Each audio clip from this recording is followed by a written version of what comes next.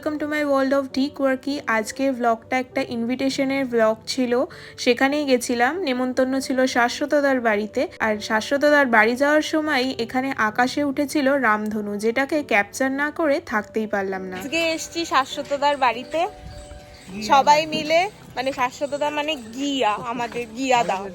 তো আমরা যাচ্ছি বাওরের দিকে, জানি না জায়গাটা কেমন, বাট ভালো রোদ বেরিয়েছে একটা কিছুক্ষণ আগে রোদ। হ্যাঁ, এখন গাইয়া গ্রামে চলে এসেছি, গন্ডক গ্রামে। না আমার তো বেশ ভালো লাগছে।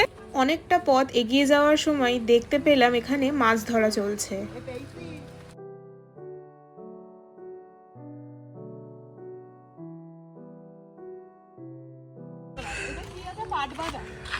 এটা পাট কাটি।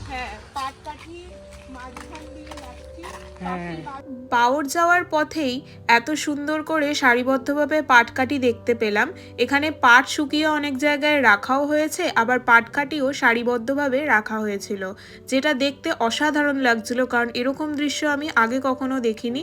তার সাথে রোদ ঝলমলে আকাশ আর এত সবুজে ঘেরা চারিদিক দেখে খুব এক্সাইটেড হয়ে গেছিলাম। কল দেখেনি, দেখো এতটাই খুব শহর থেকে এসেছে। ওই তো কল দেখেনি। বিল আছে এখানে, বিল না, এখানে পাট ছাড়িয়েছে। ওয়াও, হেভি লাগছে। নিব্বি জলের মধ্যে আকাশের ইয়েটা এসছে, এত তুলে দিতে শোনা মনে এই শোন না, দেখেছো তো, মানে সিরিয়াসলি জানা। এই সুন্দর দৃশ্যটা দেখে তোমরা বুঝতেই পারছিলে যে কতটা সুন্দর লাগছিল। ক্যামেরাতেই এত সুন্দর লাগছে, সচক্ষে তো আরো ভালো লাগছিল। এই জায়গাটা দেখো পুরো মানে পাটকাঠি, আর পিছন দিকটা তোমাদেরকে দেখালাম একটু আগে। কিছু বলবে না। এখানে চলতে চলতে একজনের বাড়ির সামনে দেখতে পেলাম মা আর ছাগলছানাকে। দেখো অটুট বন্ধন, অটুট বন্ধন, কত সুন্দর মুহূর্ত আমরা ক্যাপচার করেছি। এরপর আমাদের ছোট্ট ভাইপো স্কুল থেকে ফিরছিল, মানে শাশ্বতদার দাদার ছেলে রুদ্রাংশ। গেছিলাম কিছুক্ষণ সময়ের জন্য, আর তাতেই আমাদের বন্ডিং বেশ ভালো হয়ে গেছিল। বাড়ি ফেরার সময় শাশ্বতদাদের বাতাবি লেবুর গাছে বাতাবি লেবু হতে দেখে জাস্ট বলেছিলাম যে কাশ আজকে বাতাবি লেবু মাখা খেতে পারতাম।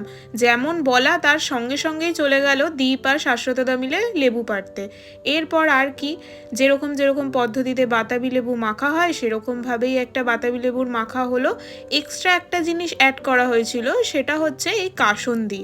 ভেবেছিলাম কেমন জানি টেস্ট হবে, কিন্তু বিশ্বাস করো এরকমভাবে ট্রাই করে দেখো, তোমাদের কিন্তু খুব ভালো লাগবে। শাশ্বতদাদের কাগজি লেবুর গাছে অনেক কাগজি লেবু ধরেছিল, তাই জন্য কাকিমা বলল আমাকে আর দীপকে গিয়ে নিজেদের পছন্দ মতো গাছ থেকে পেড়ে নিতে। আর সেই অনুযায়ী আমরাও চলে গেলাম, বেছে বেছে 3খানা কাগজি লেবু পেড়ে নিলাম বাড়ি নিয়ে যাওয়ার জন্য। এই লেবু একটা কাটলেই ঘর গন্ধে মৌ মৌ করে, যেন গন্ধরাজ লেবু। আর নিজের হাতে ফল পাড়তে গাছ থেকে কারই না ভালো লাগে। দুপুরবেলায় তো এলাহি আয়োজন ছিল, ছিল স্যালাড, চিকেন কষা, পোলাও, সোয়া চাপ, কাতলা মাছের কালিয়া, ডেজার্টে ছিল কাস্টার্ড। প্রত্যেকটি খাবারের স্বাদই খুব ভালো ছিল। আমি চিকেনটা খাইনি, বিকজ বেশ কয়েক মাস ধরে আমি চিকেন অ্যাভয়েডই করছি। অনেক গল্প ইয়ার্কি ঠাট্টা এইসব করতে করতে দেখতে পেলাম একটা লিপস্টিকের বক্স, সেখান থেকে এই শেডটা নিয়েছিলাম। এটা আমার পাওনা আজকে।